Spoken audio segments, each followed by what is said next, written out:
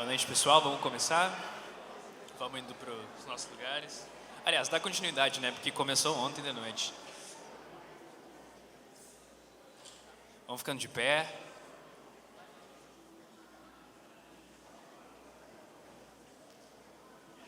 A gente pode não ter chamado Projeto Solo, mas pelo menos cover a gente teve. Agora a gente vai tocar mais uma deles. Essa vocês conhecem. Não tem nem desculpa, vamos todo mundo cantar junto.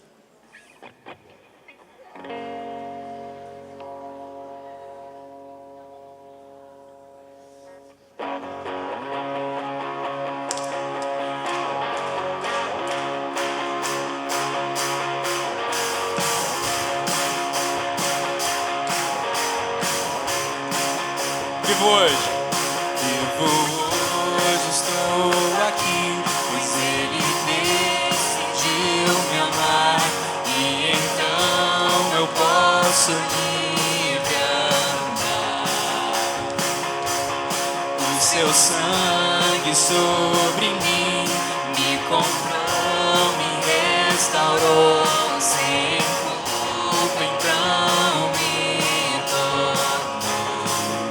O passado já não mais tem poder, pois novo sou, nele vou viver, posso amar.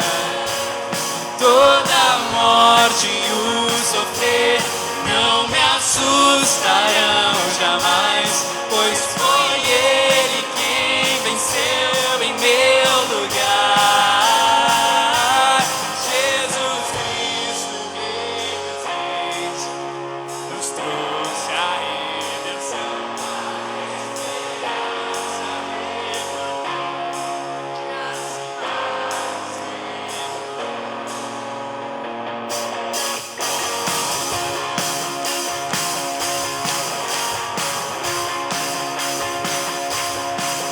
Hoje estou aqui, pois Ele decidiu me amar, e então eu posso livre andar.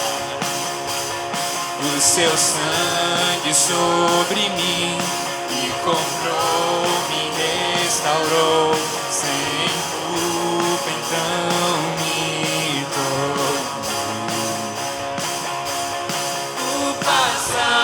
Já não mais tem poder, pois novo sou, nele vou viver, posso amar. Toda morte e o sofrer não me assustarão jamais, pois foi Ele quem venceu em meu lugar. Rei dos Reis nos trouxe a redenção, a esperança retornou, graça e paz nos revelou. Jesus Cristo, Rei dos Reis, nos trouxe a redenção, a esperança retornou, graça e paz nos revelou.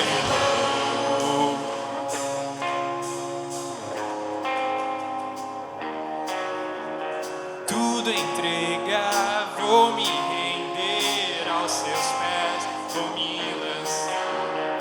Tudo entregar, vou me render aos seus pés, vou me lançar. Tudo entregar, vou me render aos seus pés, vou me lançar. Tudo entregar, vou me render aos seus pés, vou me lançar.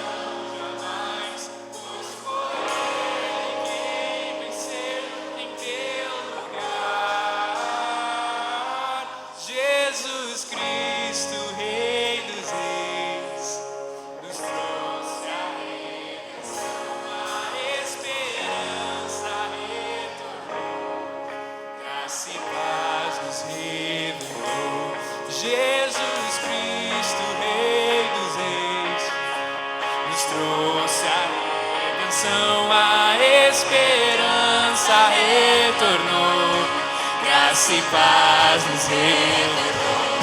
Jesus Cristo, Rei dos Reis, nos trouxe a redenção, a esperança retornou, graça e paz nos revelou.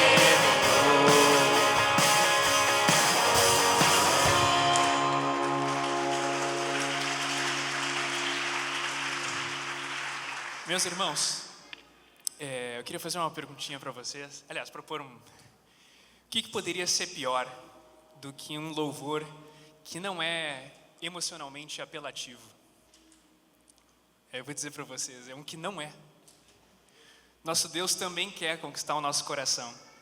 Então, nesse momento agora, enquanto a gente estiver cantando essas canções, eu queria convidar você a se entregar emocionalmente também nesse momento. Porque não é, como a gente está vendo desde o início, não é apenas a cabeça, mas é um desejo da alma. É algo que vem das nossas entranhas, é essas entranhas que Deus quer. Então, nesse momento, eu te convido a oferecer isso como sacrifício também nesse momento. Amém, meus irmãos?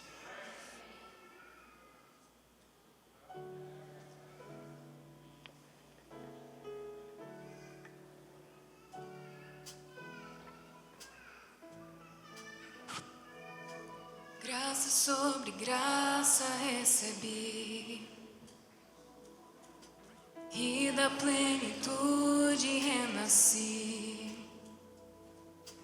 Quando atraído me encontrei no amor de Deus, vive poderosa salvação, luz que me alcançou na escuridão. Todo meu pecado se apagou no amor de Deus. Logo eu, um pobre pecador, logo eu, tão fraco e tão devedor, logo eu, de graça recebi o amor de Deus.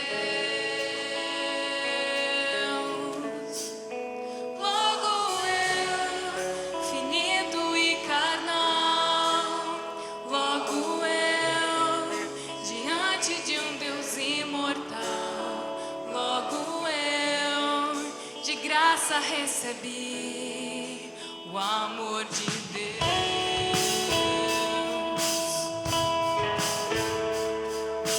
Graça sobre graça recebi, e da plenitude renasci.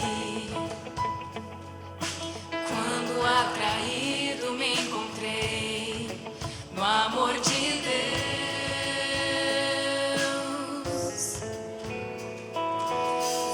Poderosa salvação, luz que me alcançou na escuridão. Todo meu pecado se apagou no amor de Deus. Logo eu, pobre pecador, logo eu, tão fraco e tão devedor, logo eu, de graça recebi o amor de Deus. Logo eu, finito e carnal, logo eu, diante de um Deus imortal, logo eu, de graça recebi o amor de Deus. O amor de Deus é rico em benefícios. O amor de Deus não mede sacrifícios. Os braços desse amor recebo o perdão comprado por Jesus. O amor de Deus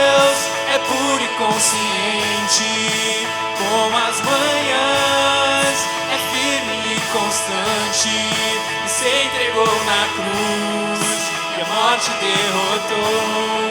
O amor de Jesus.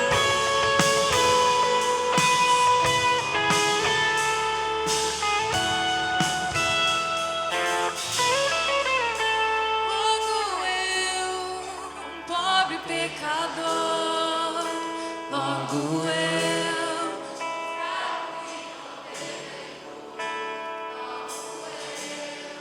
de graça recebi o amor de Deus.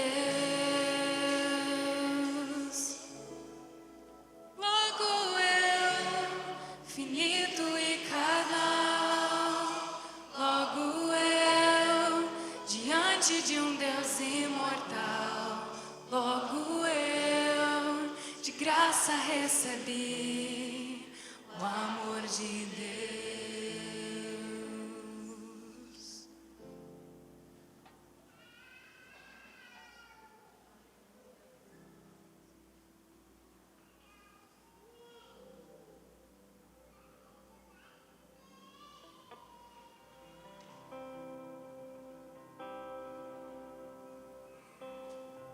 Na escuridão estava a humanidade a esperar, até que dos céus vieste com perdão em teu olhar, para cumprir a profecia. Uma virgem concebeu, desde um trono de glória, a manjedoura ele nasceu.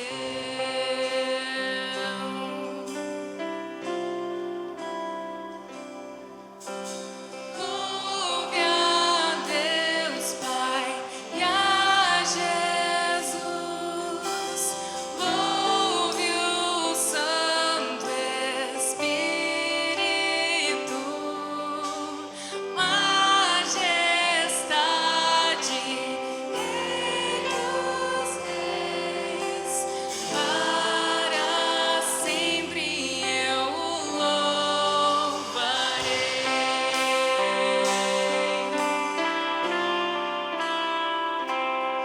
Para revelar o reino e o perdido encontrar, a redimir a criação, foste à cruz se entregar. Mesmo em seu sofrimento, viu o que ia conquistar. Pela minha salvação, se entregou em meu lugar. Louve a Deus Pai e a Jesus, louve o Santo Espírito, majestade, Rei dos Reis, para sempre eu o louvarei.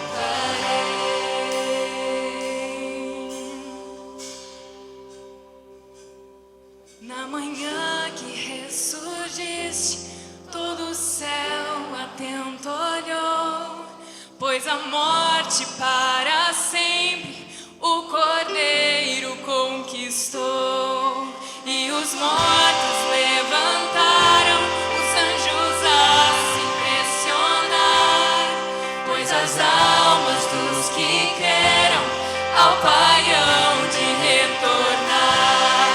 E a igreja ali nasceu, com o Espírito a queimar, e a verdade do Evangelho nunca se apagará.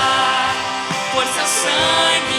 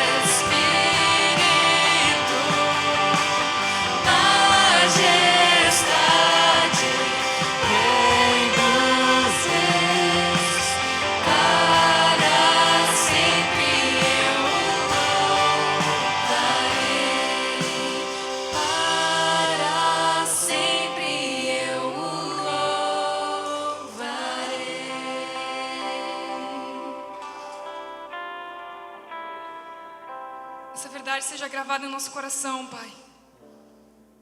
Faz com que ela se concretize em nossas vidas, Senhor. Nós te adoramos, Senhor. Nós viemos a te adorar com tudo que somos, em toda a nossa vida, Pai.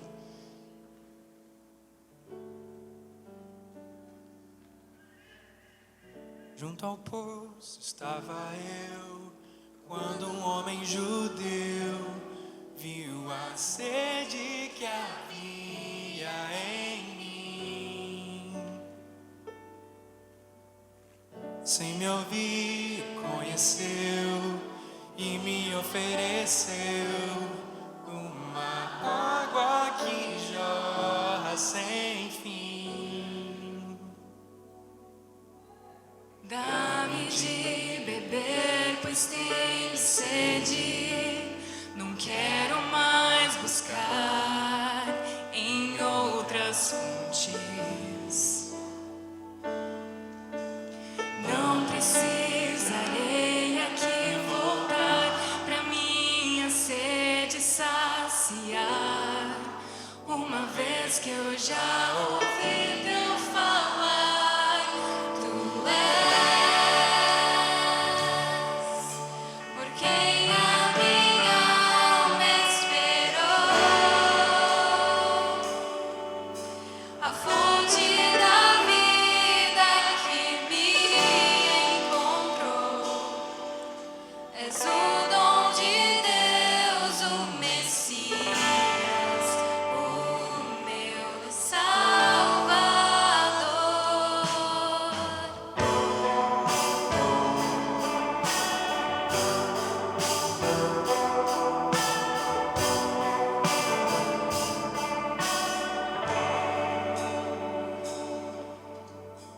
Junto ao poço estava eu, quando um homem judeu viu a sede que havia em mim. Sem me ouvir, conheceu e me ofereceu uma água que jorra sem fim. Dá-me de beber, pois tenho sede. Não quero mais buscar em outras fontes. Não precisarei aqui voltar pra minha sede saciar. Uma vez que eu já ouvi teu falar, tu és por quem a minha alma esperou, a fonte da vida que me encontrou. És o dom de Deus, o Messias, o meu Salvador. Tu és por quem a minha alma esperou, a fonte da vida que me encontrou. És o dom de Deus, o Messias, o meu Salvador. Dá-me de beber. Dá-me de beber, pois tenho sede. Não quero mais buscar em outras fontes. Não precisarei aqui voltar pra minha sede saciar. Uma vez que eu já ouvi teu falar. Dá-me de beber. Dá-me de beber, pois tenho sede. Não quero mais buscar em outras fontes. Não precisarei aqui voltar pra minha sede saciar. Uma vez que eu já ouvi teu falar, tu és por quem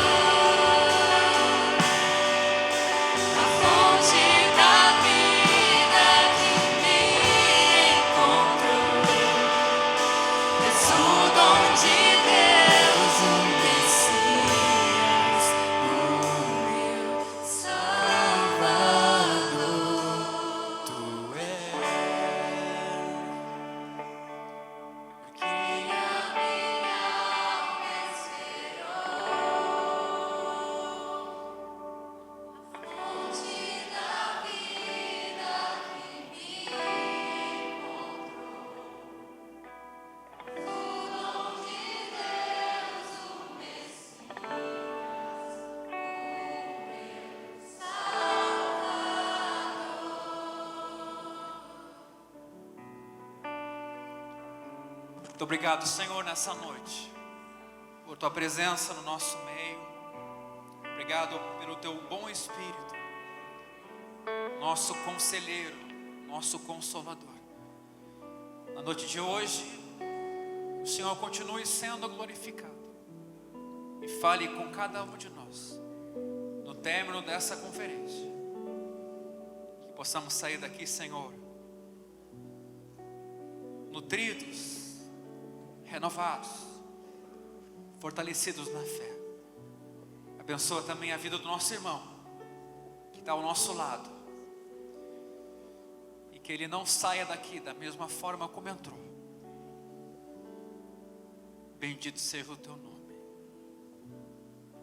Amém. Sente um minutinho.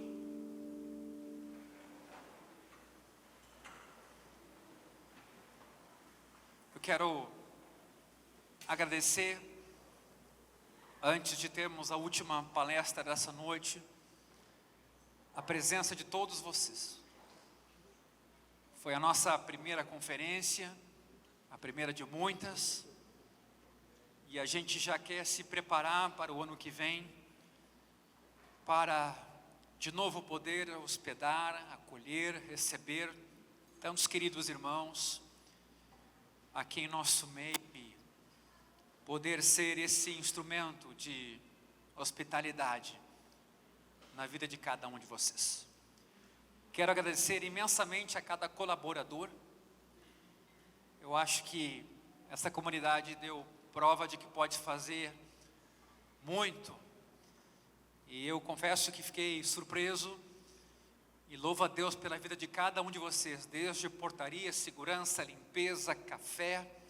Há pouco o pessoal da William também nos deixou e fez aqui um belo trabalho. O pessoal da Sova, nossa livraria, vídeo, som, música. Bendito seja o nosso Deus por isso. Nós não estaríamos aqui podendo servir sem ter sido servidos primeiro pelo nosso Deus. Amém? E a gente quer fazer, antes de você ir embora, pelo menos a gente quer fazer um sorteio. Quero chamar aqui a Carolina, o Jesse. A gente elaborou eco bag, camiseta. Muitos de vocês compraram, e é bom que saibam, isso também ajudou a gente a financiar esse evento. A gente não levantou nenhuma oferta nesse evento, devem ter percebido. Mas toda compra, todo investimento num café acaba sendo também uma participação e um investimento nessa obra. A gente acredita que aquilo no que a gente acredita, a gente também sabe que junto vem o investimento. E foi para isso que Deus nos chamou. Então, se ainda no final dessa reunião você puder consumir com o nosso estoque de camisetas, de eco bags, que são desse evento, especificamente desse evento, você também vai estar nos ajudando, e vai ser uma lembrança também que você vai levar com você. Mas a gente vai sortear então agora. Nós temos a lista de todos os inscritos dessa conferência. Vamos rolar aqui, né? Os nomes, e o nome, espero, sorteado, espero que esteja aqui. Então, primeiro, a eco bag. Vai lá, Jesse.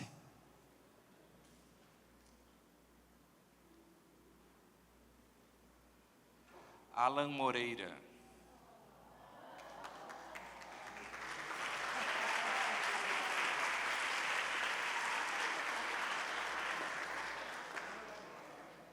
Tu já tem eco bag, né? Então...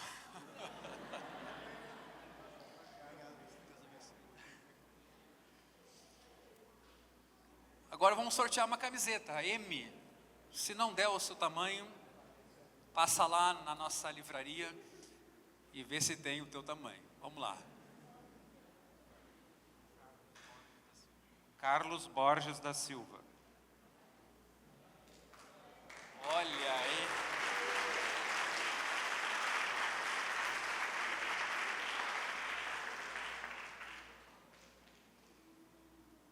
E os quadrinhos, foi?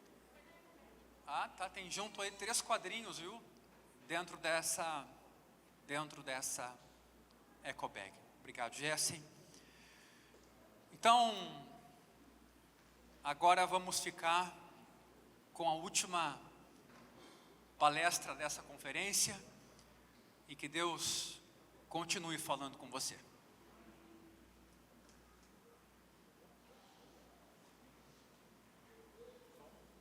Qual será a próxima coisa que me fará dizer: vale a pena viver e viver por isso? Dinheiro? Poder? Ser aceito? Minha família? O prazer? O descanso? A arte? Tudo isso se esgota e se dissolve aqui. E em meio a esse emaranhado, perco-me enredando até que minhas fontes me engolem e me tornam menos do que eu sou. Desapareço. Sendo a mera materialização do desejo que não tem fim e para nada importa, senão para o meu próprio fim. Como um banquete envenenado por um desejo egoísta de satisfação longe de ti, nada disso preenche. Ah, se houvesse algo que não se acaba, que não se altera, mas que coubesse em mim, vivesse em mim, e me mantivesse satisfeito para nunca mais ter fome. E então eu poderia retornar à vida. Poderia voltar a ser eternamente vivo e por isso viver.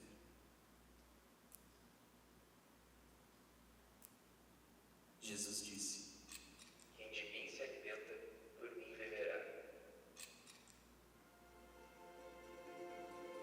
Minha carne é o pão que darei na vida do mundo.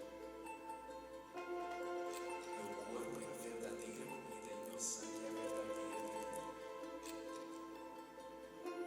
Quem come minha carne e bebe meu sangue permanece em mim e eu nele.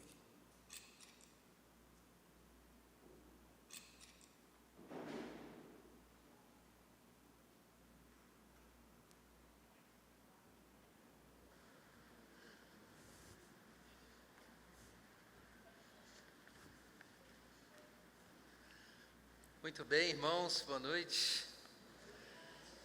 Foi muito apropriada essa introdução para o nosso tema final, né? Nós temos falado sobre comida e bebida, sobre o que significa a fome, a sede, o que é a comida e o que é comer. E nós vamos falar um pouquinho agora, para a gente encerrar, sobre o propósito de nós nos alimentarmos à mesa com Jesus. E para isso nós vamos reler alguns trechos que a gente já leu, mas eu preciso que a gente tenha eles em mente. Então nós vamos de novo para 1 Coríntios, capítulo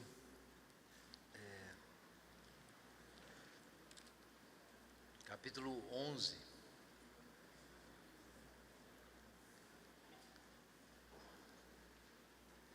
Versículo 23. Pois recebi do Senhor o que também vos entreguei. O Senhor Jesus, na noite que foi traído, tomou o pão e, depois de ter dado graças, o partiu e disse: isto é o meu corpo que é dado por vós. Fazei isso em memória de mim. Agora vamos ler de novo Efésios. Carta aos Efésios, capítulo 5, versos 1 e 2. Portanto, sede imitadores de Deus, como filhos amados, e andai em amor, como Cristo, que também nos amou e se entregou por nós a Deus, como oferta e sacrifício em aroma suave. Carta aos Hebreus, capítulo 13, versículos 15 e 16. Hebreus 13, 15. Assim, por intermédio dele, ofereçamos sempre a Deus um sacrifício de louvor, que é fruto de lábios que declaram publicamente o seu nome. Mas não vos esqueçais de fazer o bem e de repartir com outros, porque Deus se agrada de tais sacrifícios. Amém. Gente, o que nós temos então? Temos falado aqui sobre a grande fome, e eu destaquei para os irmãos que a nossa grande fome, claro, é de Deus, mas a gente precisa esclarecer melhor o que é essa fome de Deus. É uma fome da amizade com Deus, de participar com Deus do que Deus é e do que Deus está fazendo. É uma fome, então, de cumprir a nossa vocação sacerdotal. Nós fomos chamados para existir nesse lugar. Nós consagramos o mundo a Deus na nossa vida e representamos o mundo diante de Deus na nossa vida. O homem é esse lugar, esse ponto de encontro do Criador com a sua criação. E é por isso que quando o homem cai em pecado, a criação é sujeita à inutilidade. É por isso também que quando Jesus serve a Deus com toda a sua vida, ele reconsagra o mundo a Deus. O mundo é santificado na vida e no sacrifício de Jesus. E então, quando Jesus ressuscita, esse mundo reconsagrado pode ser renovado por meio de Jesus. Então, essa era a função do ser humano, ele foi chamado para isso. Jesus cumpre essa vocação. É claro que para o homem consagrar o mundo para Deus, ele precisa comer na presença de Deus. Comer na presença de Deus significa que a gente absorve então o mundo em nós e aí a gente leva o mundo para Deus. Então comer e beber é importante. Nós somos seres comedores e bebedores, né? Deus não precisa comer nem beber, a gente precisa. A gente está ligado com o nosso mundo. É porque nós somos criaturas que precisam comer e beber, é que nós podemos levar a Deus a nossa relação com o mundo. É por isso que a gente pode consagrar as coisas. Para ser um sacerdote do mundo, tem que ser parte do mundo nesse sentido. Você tem que ser parte do mundo. Lembra do sacerdócio do Antigo Testamento? O cara tinha que participar de todo aquele esforço de recolher os animais que foram oferecidos e que eram puros e preparar então os sacrifícios e levar os sacrifícios para Deus. O templo e o sacerdócio eram essa máquina, por assim dizer, né, que mantém esse fluxo. E é claro que existe a mesa, né? Nós temos essa mesa na presença de Deus, em que o homem come com Deus. Então no Éden eram literalmente as árvores, né? E no tabernáculo nós temos coisas simbólicas. O sacerdote come ali dos pães da proposição. O sacrifício é queimado, uma parte é queimada da carne, outra parte da carne é comida, não é assim? Não funcionava desse jeito? Lembra também na Páscoa, o povo comia então o cordeiro e o que sobrasse tinha que ser queimado e tal. Então isso fala dessa mesa, são formas simbólicas de falar dessa mesa e tudo aponta para aquela grande ceia do cordeiro que vai ter no final. Então o que eu estou querendo colocar, irmãos, na verdade, é que o ato de comer e de beber é parte da nossa vocação sacerdotal. Ele é parte dessa nossa função como sacerdotes de Deus no seu templo cósmico. A nossa função de consagrar o mundo a Deus. Não está separado disso. É por isso que para nós comer e beber não é só comer e beber. Aliás, nada é só o que parece. A gente leu isso mais cedo, né? Tudo quanto fizerdes, seja por palavras ou por ações, fazei-o como? Em nome do Senhor Jesus Cristo, dando por Ele o quê? Graças. O que é isso? É a vida eucarística. A vida eucarística é uma vida sacerdotal. É uma vida de adoração. Sabe quando Jesus fala lá sobre os verdadeiros adoradores? Que adorarão ao Pai em espírito e verdade? Ele está falando disso, da vida eucarística. Da vida que é uma ação de graças contínua e que revela a verdadeira natureza do mundo, como um templo para o culto do Senhor. Por isso é importante nós termos pessoas cheias de gratidão, que se alegram na presença de Deus.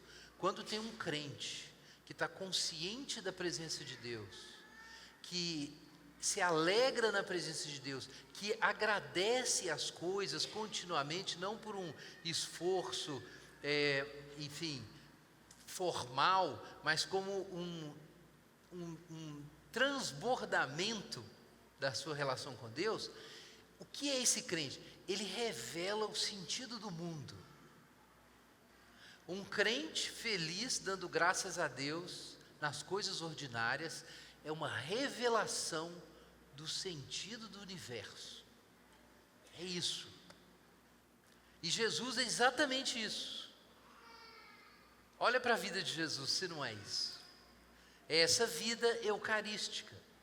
Então, quando Jesus estabelece a ceia do Senhor, Ele está estabelecendo um rito com um símbolo que encapsula toda a sua existência sacerdotal. Tudo que Jesus está concentrado, encapsulado naquela performance. Então Jesus dá graças a Deus e parte o pão e distribui, e ele diz: esse é o meu corpo que é dado por vós. Isso é a história de Jesus inteira, num gesto, numa performance. É por isso que a ceia do Senhor é tão importante. Há muitas divergências aí, né? Os zwinglianos, batistas têm uma diferença com os presbiterianos com luteranos com católicos, mas todo mundo concorda que alguma coisa muito importante acontece na ceia. Mas é um pouco até mais do que isso, é que a ceia concentra num rito semanal que a igreja realiza, ou pelo menos lá na nossa é semanal. Eu recomendo para todo mundo que faça semanal, né? Muito pastor tem medo de fazer isso porque os copinhos de ceia estão custando caro, né? Tá puxado. Mas enfim, já me falaram isso, né? Mas não foi o Christian não, tá, gente? O Christian não falou nada disso, não. Mas tem um pastor que falou isso para mim. Não dou conta de fazer ceia todo domingo, não, é muito caro. Mas, enfim, mesmo que seja outra periodicidade, mensal, as igrejas variam aí. Mas o ponto é que nesse ritmo da ceia, nós estamos relembrando o que é essa vida de Jesus. Então, quando Jesus fala, fazer isso em memória de mim, é claro que Ele está mandando fazer o gesto ali, partir o pão, fazer o gesto da ceia. Mas eu acho que tem um sentido profundo ali, que fica meio que revelado, ou implícito, melhor dizendo, implícito, no relato da última ceia do Evangelho de João, quando Jesus lava os pés dos discípulos e fala assim: isso que eu fiz, vocês têm que fazer também. Mas o que é Jesus lavando os pés dos discípulos? É uma outra performance que Jesus fez lá na hora, representando a mesma coisa. Que coisa? O serviço de Jesus aos seus amigos. Então, eu gosto de pensar, eu não posso provar que é isso, em sentido exato, mas eu gosto de pensar, considerando o contexto de João, que quando Jesus está falando assim, fazer isso em memória de mim, Ele não está mandando só repetir o rito. Ele está mandando você repetir o rito e lembrar o que ele significa. E se preparar para fazer o que Ele fez. Essa é a questão. E como que a gente sabe disso? Que o plano era que a gente não apenas celebrasse que Jesus fez isso, mas a gente repetisse o que Jesus fez. Porque tem um monte de lugar da Bíblia que ensina isso. Jesus, para começar, não mandou a gente tomar a cruz?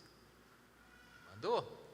Então isso já é Jesus deu uma pista para nós, não é verdade? Nós temos um outro ensino no Novo Testamento, que nós somos sacerdotes também. Está lá na primeira carta de Pedro. Que nós estamos num culto. Que Jesus se sacrificou, e tem gente falando, Jesus sacrificou, então a gente não precisa mais sacrificar nada. É mesmo? Então por que em Romanos 12 Paulo fala assim?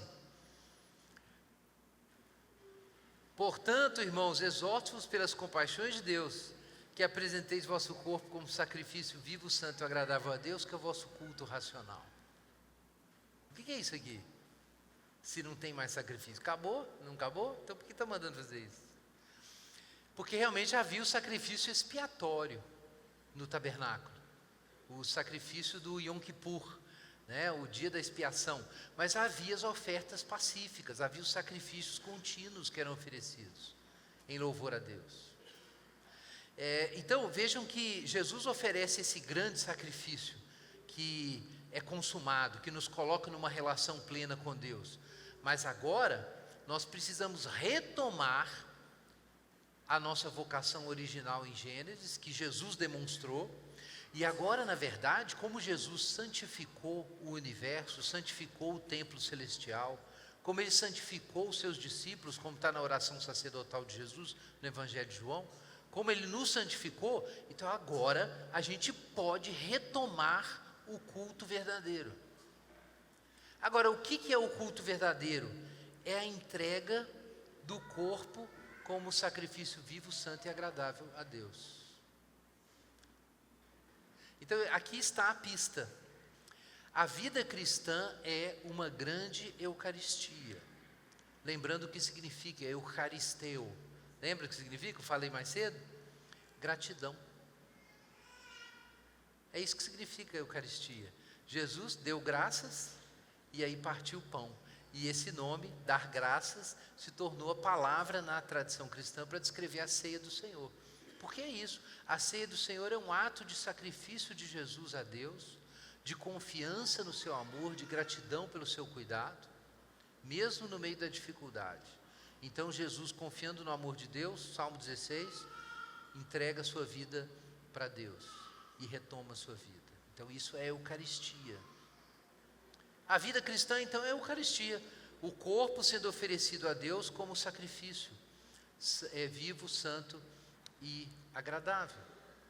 E o que significa o corpo ser oferecido? Do que Paulo está falando? Corpo é uma forma de falar da vida concreta, da vida nesse tempo, essa vida. Não é simplesmente o que a gente fala quando a gente fala em corpo físico, né? Paulo está distinguindo o corpo aqui da carne. A carne é a nossa vida física enquanto corrompida pela influência do pecado, mortal e tudo mais. Mas Paulo também discerne no corpo uma estrutura que Deus pretende renovar, ressuscitar. Então ele fala que o corpo é para o Senhor e o Senhor para o corpo, né? Então ele usa duas palavras. Ele fala de carne quando ele fala da dimensão de decadência desse corpo. Mas aí ele usa só corpo quando ele quer destacar a função da vida física diante de Deus. Então o que está envolvido com o corpo? É tudo que você faz com ele. Tudo isso precisa ser consagrado, reconsagrado. Então, assim como Jesus, quando ele entrega o seu corpo, o mundo está sendo consagrado, também o crente precisa consagrar suas coisas. E isso é adoração. Consagrar seus filhos, santificar o seu trabalho, consagrar o seu sexo, consagrar a sua inteligência, as suas habilidades têm que ser consagradas, todas. Pode ser qualquer coisa, habilidade para fazer bolos, né? Ou de repente para pintar quadros, ou de repente para consertar carros, não importa. Então pensa aí nas suas habilidades. Essas coisas têm que ser consagradas também. E pensa em tudo, na verdade, que tem a ver com a nossa vida física. Isso precisa ser consagrado. Mas o que significa consagrar essas coisas ao Senhor? Significa, por um lado, honrar o nome do Senhor com a nossa vida. A gente mencionou isso agora, né? Tudo que a gente fizer, palavras e ações, tem que ser feito em nome de Jesus, dando por Ele graças ao Pai. Ou fazer tudo para a glória de Deus, como Paulo fala em Coríntios. Mas a gente pode ir um pouco mais além, entendendo onde está o sacrifício nessa consagração. E aí nós encontramos o que está lá em Efésios 2. E a gente lê Efésios 5. Vejam só. Sede imitadores de Deus como filhos amados. Enfim, se a gente foi feito à imagem de Deus, o objetivo é esse mesmo. Eu mencionei para vocês que a nossa grande fome, na verdade, é essa. Parece meio contraintuitivo, mas essa é a grande fome. É a fome de parecer com Deus e ser incluído no seu círculo. C.S. Lewis fala sobre isso no livro Peso de Glória. É por isso que quando Jesus fala nas parábolas sobre a festa final, a ceia final, tem essa história de os servos fiéis ou as moças que são prudentes, né? Então esses são incluídos na festa, né? Eles são incluídos. E tem o pessoal que é excluído, né? Então o C.S. Lewis explora isso para dizer que a nossa grande necessidade é de fazer parte. Mas fazer parte do quê? O que significa pertencer?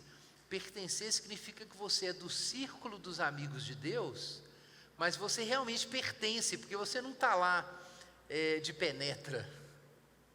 Você está lá porque você se tornou aquilo. Porque você realmente pertence àquele grupo. Você foi escolhido e foi incluído e sua mente participa daquilo, seu coração participa daquilo. Jesus fala disso como amizade. Ele diz o seguinte: olha, vocês chegaram num outro nível que é diferente dos outros. Vocês não são mais servos, vocês são amigos. Por quê? Porque vocês entendem o que eu estou fazendo. Ele fala isso.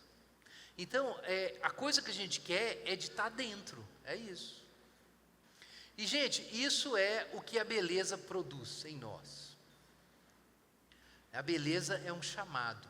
Isso é uma forma de explicar o que é a beleza. Então, pensa que você está aí dirigindo numa estrada, e aí de repente a estrada está tranquila, não tem trânsito nem nada, tem chuva. E aí você faz uma curva e de repente você vê uma paisagem maravilhosa. Dá vontade de fazer o quê? Dá vontade de ir lá. Não é assim? Você não quer só parar e olhar, você imagina assim, nossa, deve ser bom lá. Você imagina você indo para lá, mas não dá para ir lá, então você para e tira uma foto. Mas essa é a vontade que dá. E a beleza faz isso.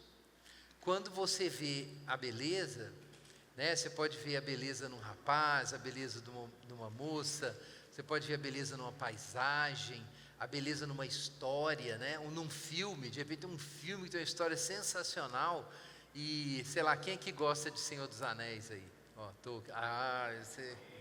Amém. Aqui o pessoal, a maçonaria chegou aqui, né? Tá bom. Então, pensa nisso, quando você mergulha na história, se você mergulha mesmo na história, você se pega em alguns momentos imaginando, nossa, como seria viver nesse mundo? Eu queria ver um elfo, né? Fica igual os hobbits, né? Nós vamos ver os elfos, será que a gente vai ver os elfos? Então, quando é uma coisa bonita, interessante, aquilo te suga.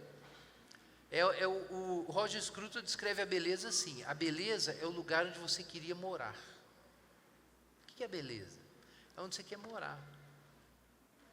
É isso. Pensa nisso. É por isso que quando Jesus foi transfigurado, o que o Pedro disse? No alto do monte: vamos ficar aqui. A beleza é isso. Você olha e fala assim: eu queria ficar lá. Isso é beleza. Mas isso ajuda a gente a entender o que é a glória de Deus. A glória de Deus é precisamente essa visão que você olha e fala assim: poxa, eu queria ficar lá, eu queria fazer parte daquilo ali. Então, você tem muitas formas de escrever isso. É fome, é querer comer e beber, é amizade, é habitar para sempre naquele lugar. Então, são formas diferentes de falar dessa aspiração que a gente tem. Mas então, eu estou dizendo isso porque precisa ficar claro que a grande fome que a gente tem é essa. É a fome de ver e participar da glória de Deus. É a fome de morar naquele lugar onde Deus mora. É a fome de ter uma amizade com Deus, de forma que as suas coisas são as coisas de Deus, e as coisas de Deus são suas coisas. Juntou tudo. E na tradição cristã isso também é chamado de visão beatífica, união com Deus, numa linguagem mais metafísica, assim. Mas eu gosto de falar da amizade. É uma amizade. E Jesus usa essa linguagem para descrever isso, né, no Evangelho de João. Então, a gente quer isso. Então, quando a gente fala assim, ser de imitadores de Deus, gente, imitar a Deus não é uma coisa que a gente faz para obter outra. Não. Ser imitador, repito isso, ser imitador de Deus não é uma coisa que você faz, um dever religioso, para você atingir um outro objetivo. Não, esse é o objetivo. Esse é o segredo da vida cristã. É você encontrar alegria em participar com Deus daquilo que Deus é. É isso. É isso se tornar a sua alegria e seu objetivo, realmente. Não é mais um meio para chegar em algum lugar. Você não obedece para ter uma coisa. O que você quer é a participação na imagem divina. O que você quer é se conformar, se unir, se parecer. Paulo fala disso em Filipenses, eu estou em Efésios aqui, mas eu vou lembrar aqui. Ele fala assim: eu considero todas as coisas como inúteis, perda, comparadas com a superioridade do conhecimento de Cristo Jesus, meu Senhor, pelo qual perdi todas as coisas e considero como esterco para ganhar a Cristo e ser achado nele, não tendo a minha justiça, mas a que procede da fé em Cristo, a saber, a justiça de Deus pela fé. Tá, mas não é aí só que acaba, ele continua: para conhecer a Cristo e o poder da sua ressurreição e a participação nos seus sofrimentos, conformando-me com ele na sua morte, para ver se de algum modo alcanço a ressurreição dos mortos. O que Paulo quer? Paulo quer se misturar com Jesus, se parecer com Jesus, imitar, reproduzir Jesus nele, de tal modo que a glória que ele viu em Jesus apareça nele, porque essa foi a promessa que foi feita. Ele fala disso em mais de um lugar. Contemplando como espelho a glória do Senhor, somos transformados de glória em glória na mesma imagem. Então, por isso que querer ser salvo não é querer escapar do inferno. Embora seja bom você querer escapar do inferno, mas não é isso. Querer ser salvo é querer se assemelhar a Deus, ser amigo de Deus, caminhar com Deus, compreender o que está na cabeça de Deus. Tipo, Deus pensa um negócio e você já sabe o que é. Não é isso? Esse é o meu filho amado, em quem a minha alma se compraz. É isso. Então, é uma vida com Deus, a partir de Deus. Então, Paulo diz, aí faz todo sentido: sede imitadores de Deus como filhos amados. Qual é o ponto de Deus te ter feito filho de Deus? Você aprender a ser como Ele. Mas aí ele continua, veja bem: andar em amor, como Cristo também nos amou e se entregou por nós a Deus, como oferta e sacrifício em aroma suave. Veja bem, Paulo diz que nós precisamos imitar a Deus primeiro. Imitar a Deus é o quê? Como que você sabe que você está imitando Deus? Tem um jeito de saber. Versículo 2: andar em amor como Cristo nos amou. Agora veja que interessante: se entregou por nós a Deus. Já prestaram atenção nessa conexão? A gente poderia dizer que Jesus se entregou a Deus, ou podia dizer que Jesus se entregou por nós, mas ele se entregou por nós a Deus. Então, o sacrifício que Jesus oferece é simultaneamente para Deus e pelos outros, e não dá para separar os dois, o que faz todo sentido, já que o homem foi feito à imagem de Deus, já que primeiro João diz na primeira carta de João que se alguém ama Deus, não ama seu irmão a quem vê, não pode amar a Deus a quem não vê. Ele fala isso, está conectado. É por isso que tem 2 mandamentos: amar a Deus acima de todas as coisas e ao próximo a ti mesmo. Nunca são separadas essas coisas, elas estão totalmente conectadas. Mas então, existe um sacrifício que é ao mesmo tempo a Deus e em favor dos homens. Ele é duplo, né? Ele é um sacrifício no qual Deus é glorificado e os homens são salvos, em que Deus é louvado e o mundo é redimido. Isso é sacerdócio, é a obra sacerdotal de Jesus. Agora vejam então que o que Paulo está dizendo é que a vida eucarística de Jesus tem que ser reproduzida em nós. Quem é Jesus? Jesus é aquele que se entregou por nós a Deus como oferta e sacrifício em aroma suave. O que é isso? Não é a vida eucarística que a gente testemunha na ceia? Paulo está dizendo agora que a gente tem que ter essa vida. O que é essa vida?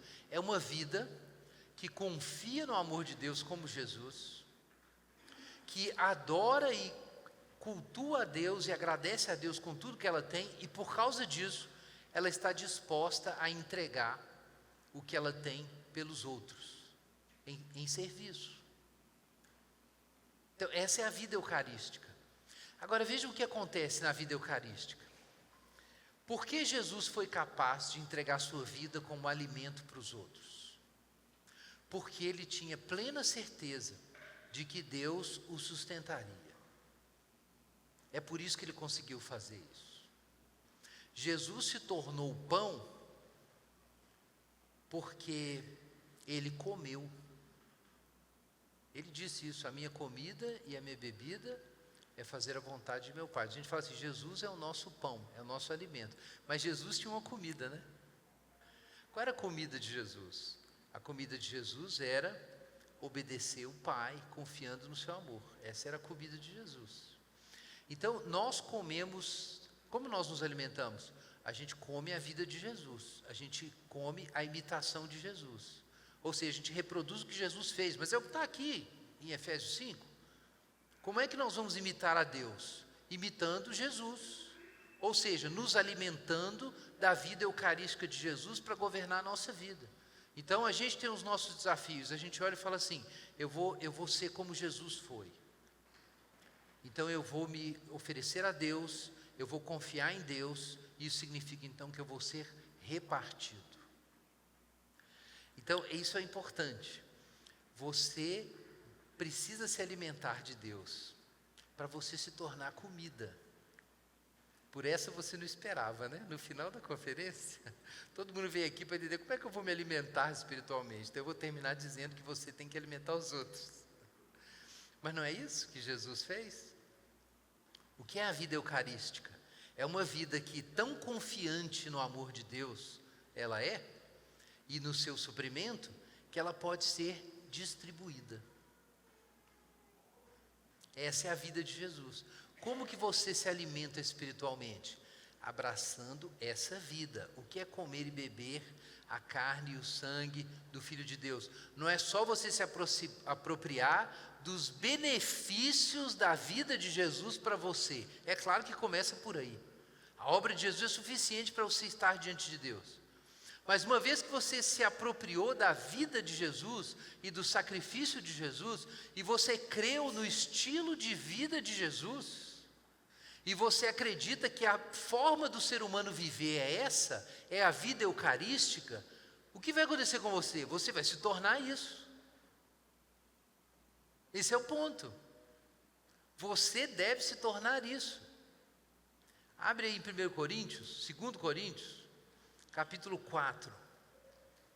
Veja só o que o apóstolo Paulo diz em 2 Coríntios 4, versículo 10. Trazendo sempre no corpo o morrer de Jesus, para que a sua vida se manifeste em nosso corpo. Ele está falando aqui do ministério dele aqui no capítulo 4, mas aí ele diz isso. Veja só, Jesus já não morreu, ressuscitou, mas diz Paulo, não, a gente tem que viver isso. A morte e a ressurreição de Jesus nos garantem que Deus está conosco enquanto a gente vive isso, como o Pai estava com Jesus quando ele viveu isso. Então agora Deus está conosco. Então o que a gente faz? A gente traz o morrer de Jesus para a sua vida se manifestar em nosso corpo. Versículo 11. Pois nós que vivemos, somos sempre entregues à morte por causa de Jesus, para que a vida de Jesus se manifeste em nosso corpo mortal. Onde que o Paulo quer chegar? Versículo 12. De modo que em nós atua a morte, mas em vós a vida. Gente, que trem engraçado é esse? Jesus já não morreu e ressuscitou por nós? Por que Paulo tem que morrer e ressuscitar pela igreja? Nem faz sentido, né? Ou pelo menos, dependendo da sua teologia, não faz sentido, mas é isso que ele está dizendo aqui. É isso que ele está dizendo aqui. Não apenas Jesus morreu e ressuscitou e fez tudo o suficiente para a gente ter acesso a Deus, mas agora Paulo está aprendendo a viver a morte de Jesus no seu corpo, Porque na medida em que ele vive a morte de Jesus no seu corpo, sendo partido, esse é o ponto, o que acontece? A ressurreição se repete ao redor dele. Que é exatamente o que aconteceu com Jesus. Então, é claro que não é que a morte de Paulo e a sua ressurreição, a morte no sentido do velho homem sendo crucificado e sendo entregue, e o novo homem crescendo na vida de Paulo, não é que isso tira os pecados dos crentes de Corinto. Evidentemente não, Jesus é que fez isso. Não é também que a ressurreição de Jesus não seja suficiente para fundamentar a nossa ressurreição. Significa que a morte e a ressurreição de Jesus são presentificados para a igreja na vida de Paulo. Por isso ele diz que a morte de Jesus opera no seu corpo e a vida de Jesus se manifesta no seu corpo. Ou seja, quando tem um crente que está tomando a cruz, que está vivendo a vida eucarística, que está sendo repartido por amor dos irmãos, por amor da igreja, não é só uma pessoa que está fazendo isso. O poder de Jesus está sendo distribuído. Então, nessa hora, nós temos uma outra manifestação do que a gente tem na ceia. Então, na ceia, a gente tem o sacramento. E aí a gente come aquele pão, e a gente bebe aquele vinho, e a gente, pela fé, se apropria da obra de Cristo. Mas não é só assim que a igreja é alimentada. Ela é alimentada quando tem crentes que não apenas fazem a performance da ceia, e eu não estou fazendo, não é pejorativo isso, tem que ser feito. Performance no sentido que Deus estabeleceu que a nossa fé seja materializada em um rito. Isso faz parte do nosso crescimento espiritual. Mas aí tem uma outra forma da Eucaristia acontecer. A outra forma são crentes que parecem com Jesus, e aí eles passam na sua frente, e aí você fala assim: eu preciso ser mais crente. Aí você foi alimentado espiritualmente, mas você foi alimentado porque alguém virou comida. Alguém virou comida. Jesus é a comida, mas essa comida é reapresentada na vida do crente que está unido com Jesus e comeu a carne e o sangue de Jesus, e aí ele virou pão, e aí ele é partido, e aí ele morre e ressuscita diante de você. E aí você vê uma fé pura crescendo, você vê fé, esperança, amor, vitalidade espiritual. Aí você olha e fala assim: tem jeito de ser crente, eu vou ser também. Não é assim que funciona a vida cristã? Na prática é assim que funciona. É assim era com Paulo e a igreja. Esse era o jeito. Então eu não sei se você já pensou quantas vezes o Senhor põe a mesa para você. O Senhor põe a mesa para você quando você está pondo a Bíblia, lendo a Bíblia. Ele põe a mesa para você na ceia dominical. Ele põe a mesa para você quando você é provado numa tentação. E aí você é testado e surge a oportunidade ali de obedecer ou não. E você é alimentado através de pessoas que são repartidas, que imitam o caminho de Jesus. Isso é a vida eucarística. Não é o que a gente lê lá em Hebreus? Foi a última leitura na abertura. Hebreus capítulo 13, o que a gente leu? Que nossa vocação é oferecer a Deus o sacrifício de louvor e fazer o bem e repartir com outros, porque Deus se agrada desses sacrifícios. Então, a vida de adoração é uma vida entregue a Deus e entregue ao próximo, como está lá em Efésios. A gente acabou de ler. Jesus se ofereceu por nós a Deus.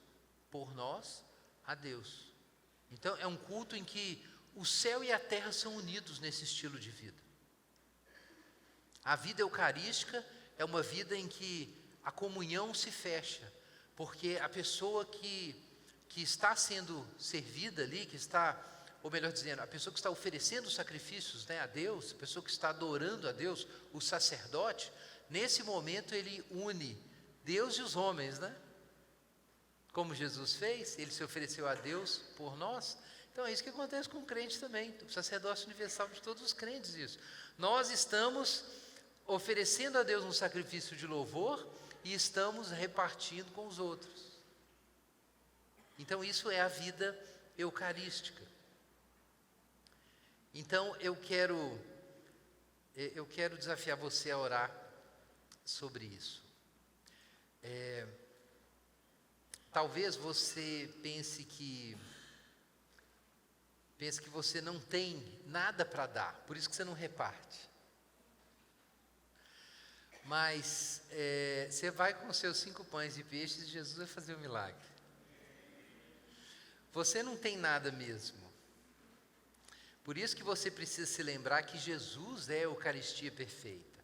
Mas na medida em que você amar e desejar a vida de Jesus, e você tomar uma posição de buscar parecer com Jesus, você vai ver um milagre acontecer. Deus é suficiente. Deus é a sua suficiência. Não tenha medo da vida eucarística. Não tenha medo de entregar o que você tem. Porque o crente, ele pode sentir, ter essa impressão de que ele perdeu tudo, mas ele nunca perde nada. Se a gente busca o reino de Deus em primeiro lugar, não vai faltar nada, todas as coisas serão acrescentadas. Vamos orar. Ora sobre isso ao Senhor. Pede isso para o Senhor. Ele te ensinar a se alimentar de Jesus e também a alimentar os outros a partir de Jesus. É o seu chamado sacerdotal.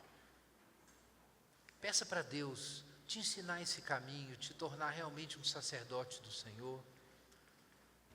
De repente você pensou a vida cristã até hoje de um jeito completamente diferente, mas sempre você pode aprender algo novo. Então é sua hora de aprender algo novo. Um outro caminho, um outro jeito de se relacionar com o Senhor e com o próximo. Na presença do Senhor há plenitude de alegria e satisfação perfeita. Nada vai te faltar se você for partido e distribuído. Nada vai faltar para você. Você pode dar o que você tem, porque o Senhor vai ser tudo para você. Vamos ficar em oração. Os irmãos vão nos dirigir aqui no louvor e eu quero te convidar a fazer essa resposta ao Senhor agora.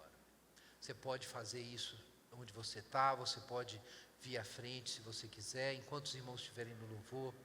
Se você sentir necessidade de orar por um irmão que está próximo de você, de repente você vai se lembrar de um irmão que fala, eu preciso orar por ele agora, vai lá e ora por ele.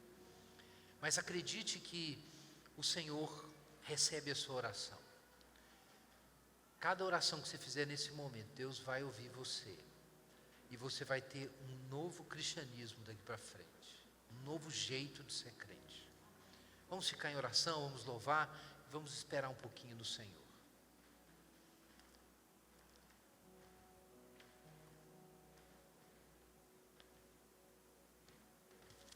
Obrigado, Senhor. Obrigado por essa sua vida que habita em nós. Obrigado, Senhor, porque Tu nos permite alimentar o nosso irmão. Obrigado, Senhor, porque na vida da igreja, Senhor, Tu te fazes presente e nós podemos ver os Teus olhos nos olhos do irmão. Obrigado, Senhor. Continue orando no seu lugar. Coloque a mão sobre quem está do seu lado. Sinta-se à vontade nesse momento para orar.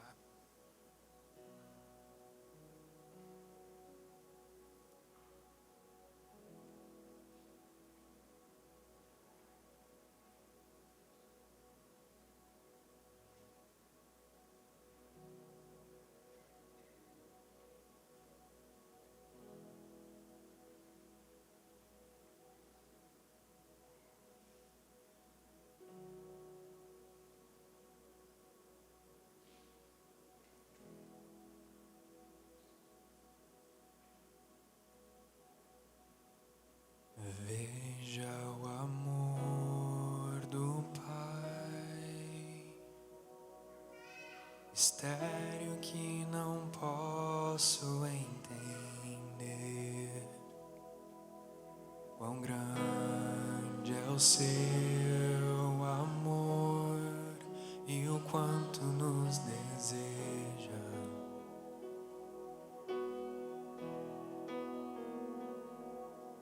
As coisas dele deste mundo não são nada diante dele. Pai infalível,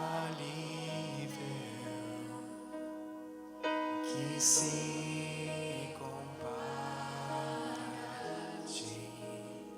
Vamos ficar de pé. Veja o Filho de Deus, o leão e o cordeiro dado a nós. O Verbo se encarnou, Salvador da minha alma.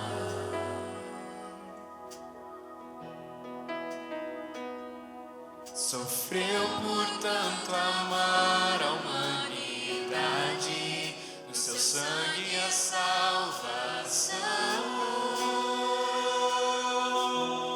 Jesus Messias,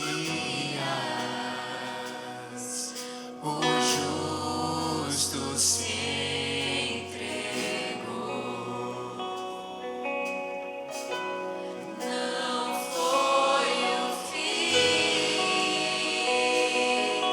ele ressuscitou.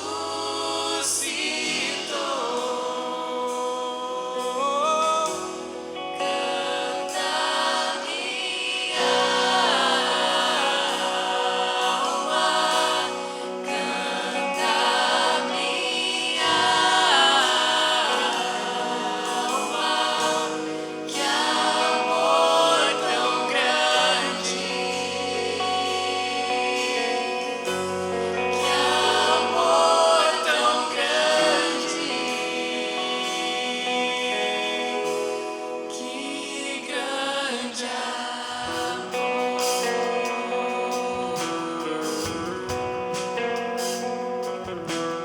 Veja comigo está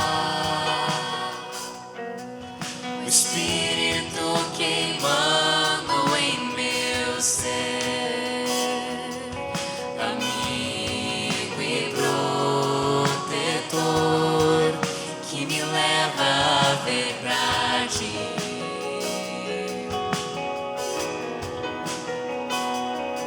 Traz luz pro meu perdido coração, até meu tempo aqui ficar. Ó Santo Espírito,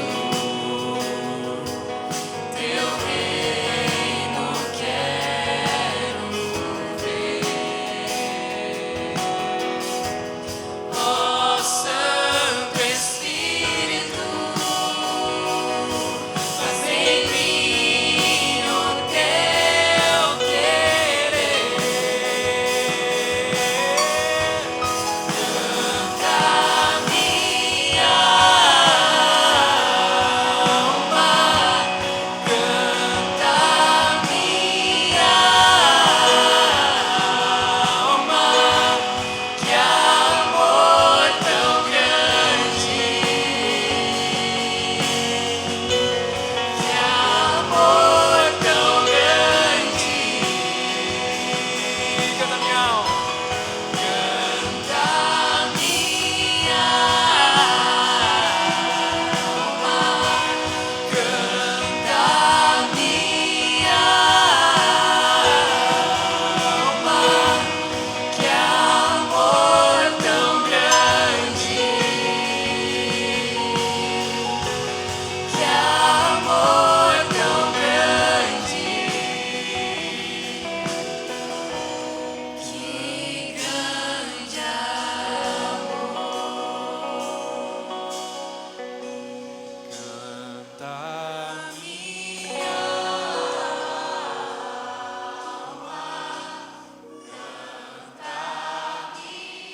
como uma antecipação do céu, uma antecipação do paraíso. Que amor tão... E que contemplaremos o Senhor face a face, e Ele será tudo em nós, e cantaremos. Que amor tão grande.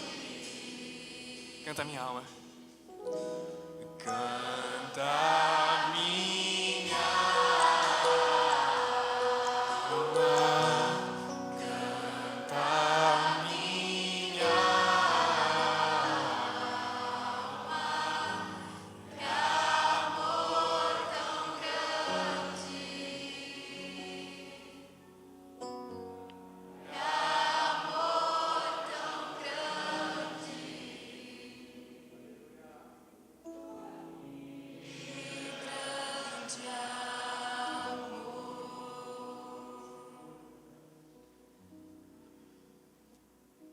Quantos podem dizer que o Gui e a Alessandra foram alimento para nós esses dias? E eu acho que a melhor maneira também de retribuir, além de ser grato a Deus, é orar pela vida deles, né? Abençoar a vida deles, para que eles sigam sendo comida para muitos. Mas certamente você nessa noite, nessa conferência, também foi despertado para ser um sacrifício vivo, para que outros possam viver. Amém? Vamos orar. Pai, obrigado por essa conferência, por essa noite em especial. Obrigado, Pai. Tudo é boa dádiva tua. O Senhor é bom e a sua misericórdia dura para sempre. Nessa noite, obrigado pela vida do Guilherme e da Alessandra, que estiveram conosco, ainda estarão amanhã pela manhã, mas abençoa eles, Senhor. Abençoa a casa deles, a família deles, a igreja onde eles estão inseridos. Aliás, abençoa o Guilherme onde quer que o Senhor o leve, por esse Brasil afora e fora dele. Dá saúde, Senhor. Sempre palavra de sabedoria, graça, autoridade, firmeza. Ele, Alessandra, sua casa. Trabalho no Labri, trabalho na BC2 e por onde quer que ele vá. E nós abençoamos tua vida também essa noite, para que você seja esse alimento no mundo faminto e sedento. Que Deus te use, que você se entregue, que você dê e você vai receber muito mais, hoje e sempre. Amém. Glória a Deus. Deus abençoe vocês.